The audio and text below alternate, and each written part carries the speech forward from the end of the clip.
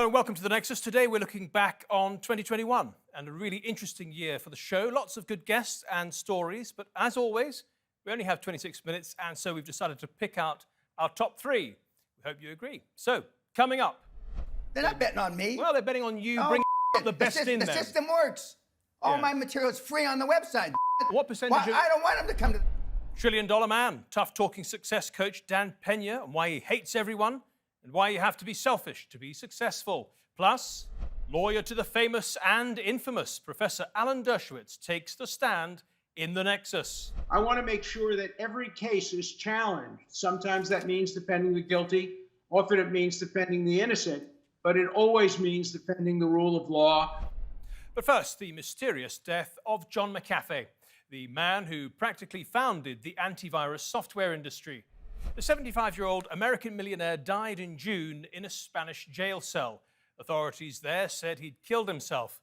He was being held at the request of US authorities and was wanted for allegedly avoiding taxes and manipulating cryptocurrencies. McAfee had been on the run for years, but the law caught up with him in October 2020. A few days after his arrest, he made it known he was worried about being killed in his jail cell, tweeting out, "Know that if I hang myself a la Epstein, it will be no fault of mine." His death was ruled a suicide, but his wife and others don't believe it. John McAfee was not suicidal. I spoke with him a few hours before he was found dead. We spoke about the court's decision to extradite him to the U.S. It did not come as a surprise to either of us. We were prepared for that decision and had a plan of action already in place to appeal that decision. I blame the U.S. authorities for this tragedy. Because of these politically motivated charges against him, my husband is now dead. His last words to me were, "I love you, and I will call you in the evening." Those words are not words of someone who is suicidal. You know, we had a tentative agreement to interview John McAfee, but his sudden death meant it wasn't to be. We did, though, manage to speak with his lawyer and biographer a couple of weeks after he died. And like McAfee's wife, they firmly believed he did not kill himself. We'll hear from them in a moment, but first, this quick look at the life of one of America's wildest entrepreneurs. I'd never heard of a computer virus, and up to that point, I think neither had anyone else. What the heck is this? And then it came to me, oh, I know what they did. I got some code that really replicates itself. Cool. And I wrote a little program, and that was the beginning of McAfee. John McAfee, found dead today in a prison cell in Spain. The founder of the antivirus software that bears his name had just been ordered extradited to the United States on tax evasion charges. He faced up to 30 years in prison if convicted. He was 75, and a wild ride of a life it was.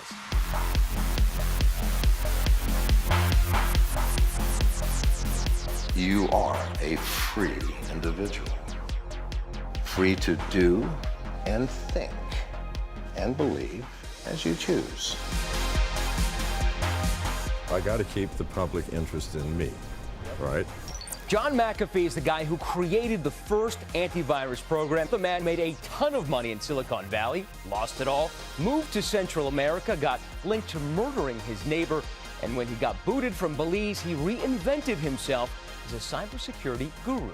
The joy doesn't come from the money or the stuff, it comes from what you do.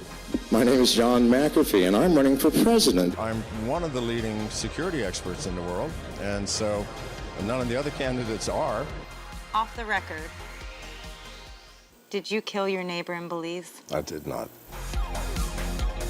Do you know who this is? International fugitive, you've run for president, you're a king of cybersecurity. This is not a normal life. The normal life should be doing what you damn well please, and I do what I damn well please. Do you fear death?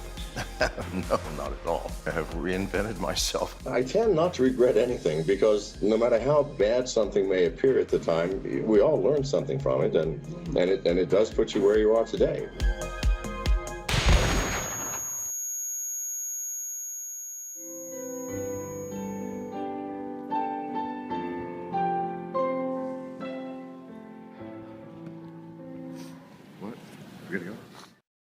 Let's bring in our guest now, and we have Nishay Sanan, who was John McAfee's US criminal defense lawyer, was working closely with the Spanish lawyers who are also representing him to fight the extradition charges and the charges against him in the United States.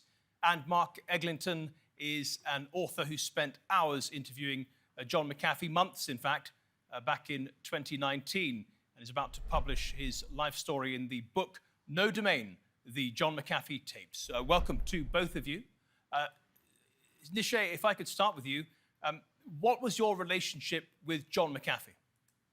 My relationship was to represent him in the two criminal cases that were pending in the United States, the first being in Tennessee for tax evasion, the second being for the cryptocurrency allegations for the pump and dump. I was also working very closely with the Spanish legal team and the lawyer from London regarding extradition. Do you believe that your client killed himself? No, no chance. I do not believe that that's what happened inside the prison in Spain. Because John McAfee said back in October, if he's found dead, it's an Epstein. There is no indication that John was the type of person who would kill himself. He was a fighter. He'll always be known as a fighter. And the coincidences of the timing and the fact that nobody was in his jail cell and the fact that we can't get straight answers from the Spanish prison all lead to the fact that I do not believe he killed himself. But the fact is, he was a fighter, he was a strong man, no question about it. He was also a free man. And the prospect of spending his entire life potentially behind bars in the United States did worry him. I just want to play you the last known video of John McAfee. And here he is addressing the Spanish High Court. If I am extradited, it is certain that I will spend the rest of my life in prison because the United States wants to use me as an example. Está exagerando conscientemente una pretendida militancia política para encubrir lo que presuntamente dicen los Estados Unidos que es un rebelde fiscal. No es otra cosa. Nishay, did he ever communicate to his Spanish team or to yourself that he'd be willing to take his own life to avoid being in a prison cell forever? No, he was comfortable in that prison cell in Spain. We had tried to get him, we were working on the attempts to get him brought over to London, but he has never once indicated that he would take his life. In fact, he said the exact opposite, that he wouldn't take his life, and that if he was found dead, it was at the hands of either the Spanish prison or other people who do not want him to talk. Mark Eglinton, I'd like to bring you in at this point. You talked to him every day for 7 months on Skype in 2019, preparing his biography. You counted him as a friend. How did you react? What went through your mind when you found out that he was dead? Well, I was astonished, I have to say. And the sequence of events was that I saw the news story about the extradition first and assumed that that was expected. It wasn't great news, but I assumed it was expected. And only half an hour later, or however long after it was, I saw the notice that he was dead. And I was devastated for a number of reasons. John was a friend of mine. And also, I've got this project that we had together, the book that we worked on. One of the things I think he was most excited about and looking forward to was actually reading this book. And he'd said so. He said, you know, when this book comes out, I'm going to support it. I'm going to give you every support I can with this when it comes out. And obviously, that's not inconsiderable support, given he has 1 million Twitter followers. So, I mean, all in all, it was a devastating day. And I'm still reeling from it now. I have to say, it just doesn't add up for me. Do you believe the Spanish authorities? I don't. Well, what I believe is all I can do is reconcile the person I knew and the life he lived and some of the acts he did in the past and put them side by side with what people are claiming has happened here. Now, John is someone who faked a heart attack previously to evade a situation. He faked a stroke in another situation. This is somebody who had a house in Tennessee where he fired shotguns through the walls to the extent he had to stuff towels in the holes in order to keep people who were pursuing him at bay. This is not somebody who would concede to a hopeless position, as it were. It just does not add up for me. When he says there are people who want to kill me. That's not a joke.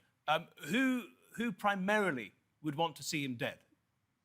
Well, let's take an example. When he left Belize and had this spell between 2013 and 2018, let's say, Janice and he were basically homeless in the US, traveling around. Now, one of the parts of this story, of course, is that Janice was in touch with one of the entities who was trying to apprehend John, and they believed that it was somebody who'd been contracted by people in Belize. Bounty hunter, you could call it that. But at that point, that was what was happening. And there was a number of people in the US who were following John around. And he had to make several quite dramatic escapes, one of them Portland, famously, various car chases around the country. I mean, all of this sounds like movie material, but really it isn't. This is reality. This is what was happening. Let's turn to our second interview now. He's regarded as one of America's sharpest legal minds and toughest lawyers. I'm talking about Professor Alan Dershowitz. He's defended dozens of famous and infamous figures over the decades, and we're going to be hearing some of the interview in a moment. But first, a quick look at his long and controversial career. The system says better 10 guilty go free than one innocent be wrongly confined. I've gotten guilty people acquitted of murder.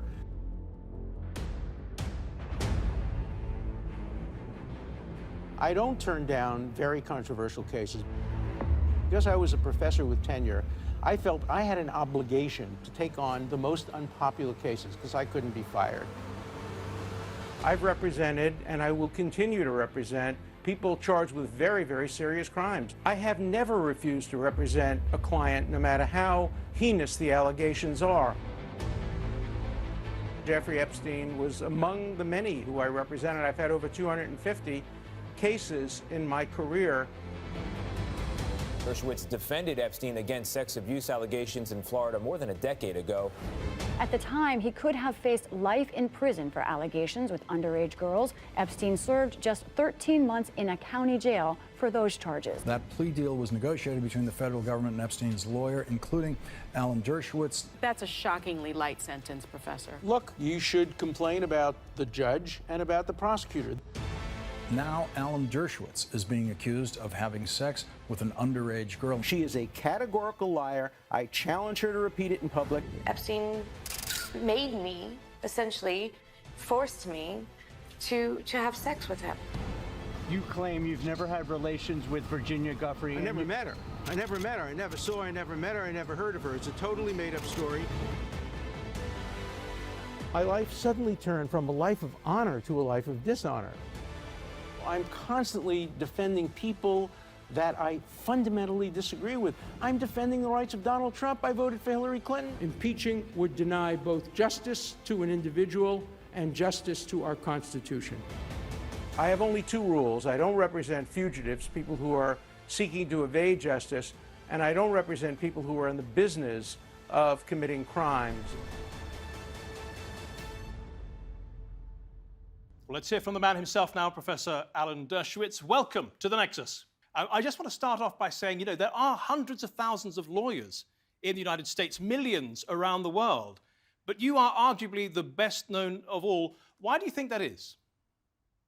I think I've represented a lot of complicated and controversial cases which have brought me public attention, but I'm proudest of the cases I've represented, people that nobody's ever heard of. I think the reason people come to me to be their lawyer is because I've had a successful run of winning cases, some on behalf of innocent people, some on behalf of guilty people, some on behalf of people in between guilt and innocence. I don't make distinctions based on what I believe, whether a person is guilty or innocent. I leave that to the judge and jury. I take cases based on what I believe are constitutional rights and principles of justice.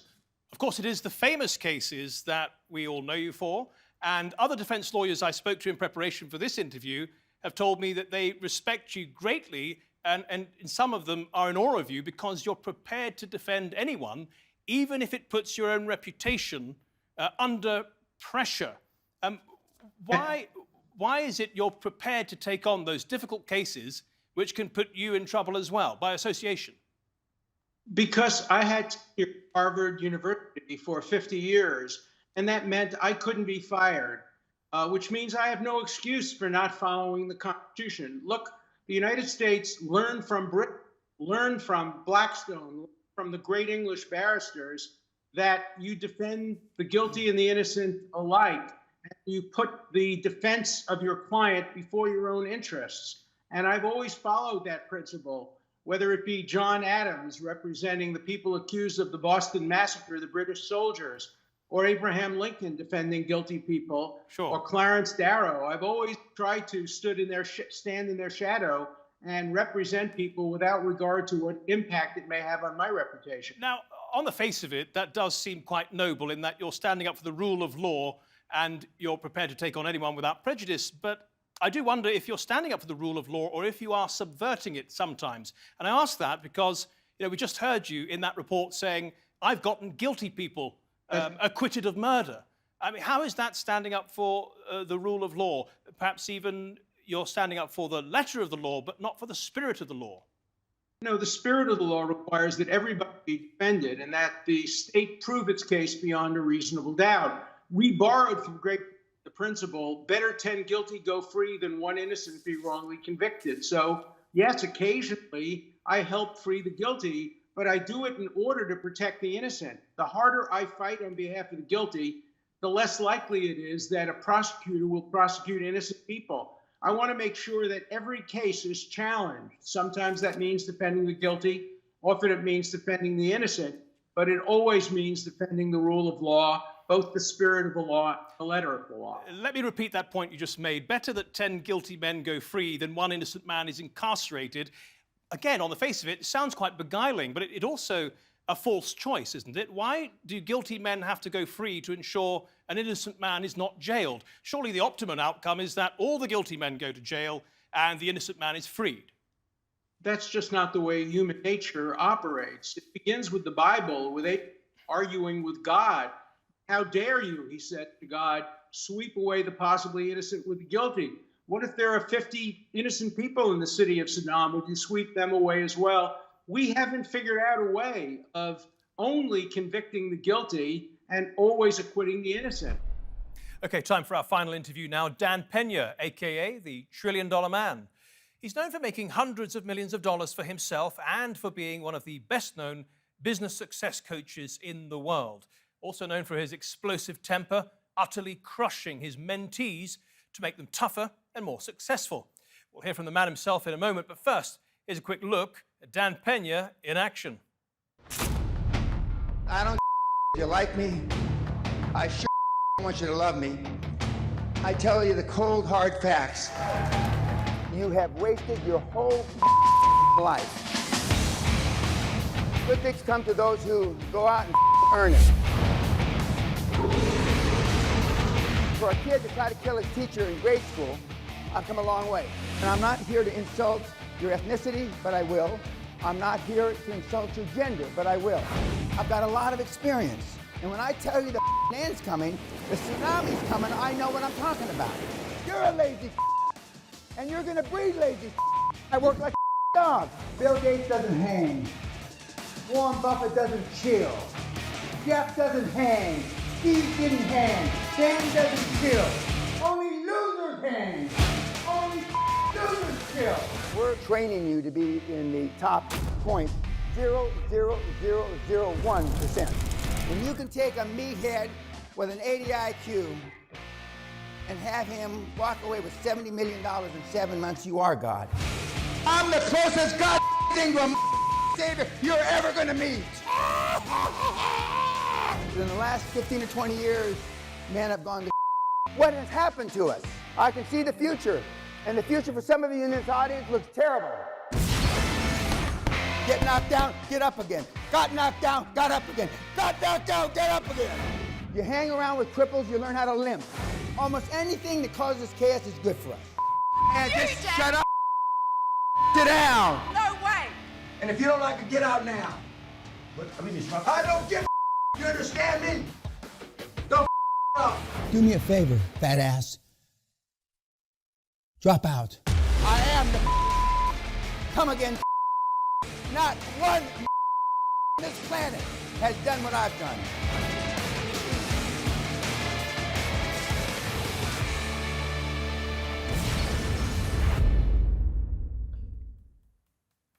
Dan Pena, most of that was just bleeped expletives. For a rich man, you are very, very angry. What makes you so angry?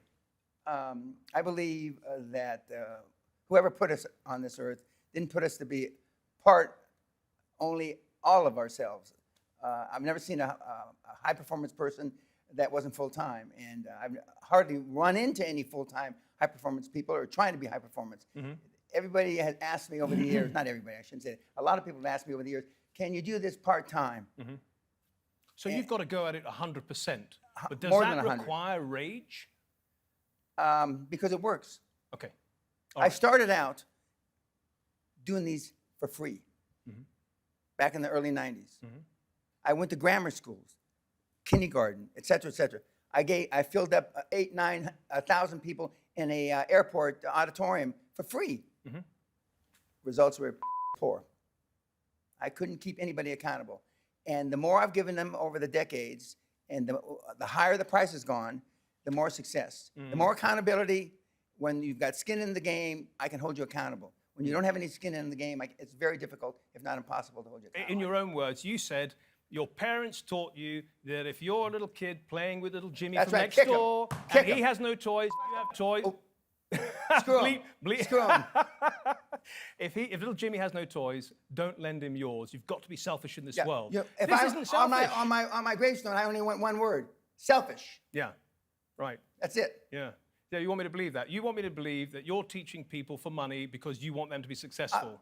I don't care what you believe. Yeah, I know, but it's a matter of whether or not you have credibility when you're bringing people to your Well, seminars. well, I have a lot of credibility. You're terrifying people. You're telling them to be selfish I don't and want them tough. to come to my seminar. Most of them are going to fail. I tell them that. Do you do any stock You tell trading? them worse than that. Oh, you tell them how about- much worse than that. Let me get into it, okay? So you had, this is your own words. Last year, we had 4 or 5 attempted suicides in our program. It was a good year. What kind of barometer is that of success? Well, I said that's almost a direct quote. But me saying there's 4 or 5, that means there was 4 or 5 people that were going to the very end of life, pushing themselves. We had probably 25 nervous breakdowns as well. They're giving it all. And that's all you want them to do, isn't it? Be all they can be. And they've never pushed themselves that hard. And that's what you want. We had a naval officer who his heart stopped pumping, his lungs shut down, his kidneys shut down. Oh, he was pronounced dead. And he came out, and I have a video of this. Came out and he said, Dan, you know, this deal wouldn't have got done without you. And I thought I saw a tear in your eye when they thought I was going to die. And then I responded, no, the tear in my eye was when I thought the deal wasn't going to get done. Right. Right. Okay. But you are pushing people, and I think most people would say. Brian Rose, just a minute. Brian Rose. Excuse me for interrupting. No, it's all right. Brian Rose never believed that people put their pants in the seminar. Never believed that people put their pants in the seminar. Never believed people go into seizures, pass out, blah, blah. Never. At the hardcore seminar 2 or 3 years ago, he's sitting there in a brand new suit made by my tailor. Right. And the guy next to him collapses, seizure all over his new suit, falls into him on the ground. And I said, Brian, now you believe me that people actually themselves and pass out here? And he said, I believe now, Dad. I believe now. The people come to me when they have not a penny left. They come on a one-way ticket. So they take their final $20,000 and they put it all Pounds. on Pena. 20,000 pounds. All right. No, they bet on themselves. They're not betting on me. Well, they're betting on you bringing the best in there. The system works. All my material is free on the website. What percentage? I don't want them to come to the seminar. What percentage of your meatheads actually do anything? And what percentage Less than 2%. Less than 2%. Right. Okay. Let me go back to the mental health of these people who you push very, very hard. Well, you're not going to like my answers, but go ahead. Fine. Well, let me. It's going to be bad for your ratings. For your PC ratings. Believe me, I'm warning you. One mentee reported, right? He had a report, and it was titled, "What did I learn this week? I need to put a bullet in my head, but I can't even do that. Help me, Correct. Mr. Pena." I can tell you who exactly. That's a PhD Mexican-American from New Mexico. Right. And what did you do to help him? Or did you say, yeah, I think you should put a bullet in your head? In those days, we were still doing written reports. I wrote back to him, quit being a blank, blank, blank. A softie, and keep, a snowflake. Okay, snowflake. Yeah. And just keep pushing. You know you can do it. And what happened to him? Huh? What happened to him? He failed. He failed, but he didn't. He went back to corporate world. Okay, all right, fine. The thing is, the video There is video, rather, of you waving a gun around saying, if you're going to do it right. We've had people it's a shoot. prop gun. No, Prop. It's not a okay, real but you used to gun. have a live one. Yeah. And then you say your lawyers tell you to say it's a metaphor, but you and I both know that you mean it in a real tough guy way. If you're going to do it right. Right. We've had Stick it people out. shoot their face off trying to commit suicide for this program, and then you go on to say, if you don't know how to slash your wrists, I'll show you. Correct. Well, what kind of advice is that? It's real world advice. Well, that's our look back at 2021. You can see any of those interviews in full on our channel on YouTube. Just type in Nexus TRT World. Till next week then, goodbye and have a great year.